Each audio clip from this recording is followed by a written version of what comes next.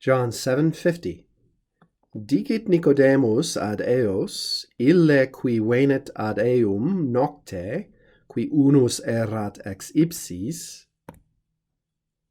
Nicodemus says to them, the Nicodemus who came to him at night, who was one from their number.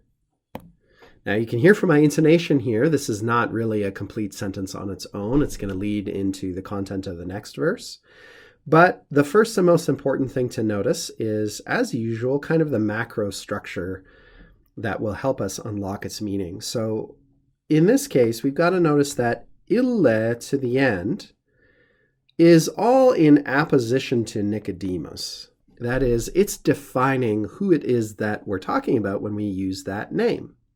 So we don't actually hear in this verse what he says to them, and you'll notice this is an alternative construction to what we might expect and what we find a little bit more frequently, which is eis, the dative case. Apparently this is also a thing that you can do in late antique Latin, is you can say ad eos of those to whom you are speaking.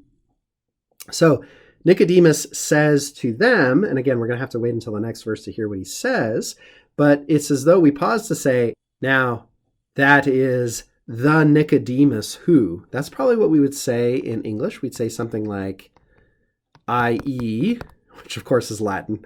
I guess I'm not getting very far away from Latin here after all. I.e., erat, that is Nick, the Nick, or the same Nick, who, etc., did these other things. So Nicodemus says to them, that guy it is who came, third person singular, perfect, active indicative from venio, venire, that guy who came to him. Now ad eum here we know from context has got to be Jesus, who is of course the subject of all this consternation in the Sanhedrin.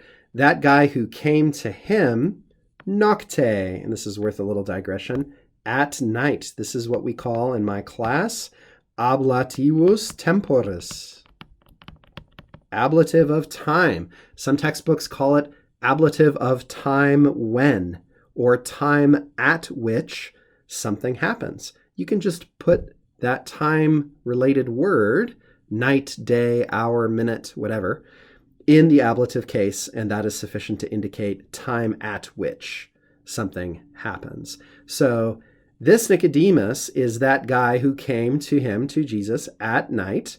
And then we get another relative clause inside that relative clause, further expanding on Nicodemus's identity, who was also, we might say in English, who was one, and then we'd have to say something like from among their number, from among them. And ipsis is more or less indistinguishable from illis here.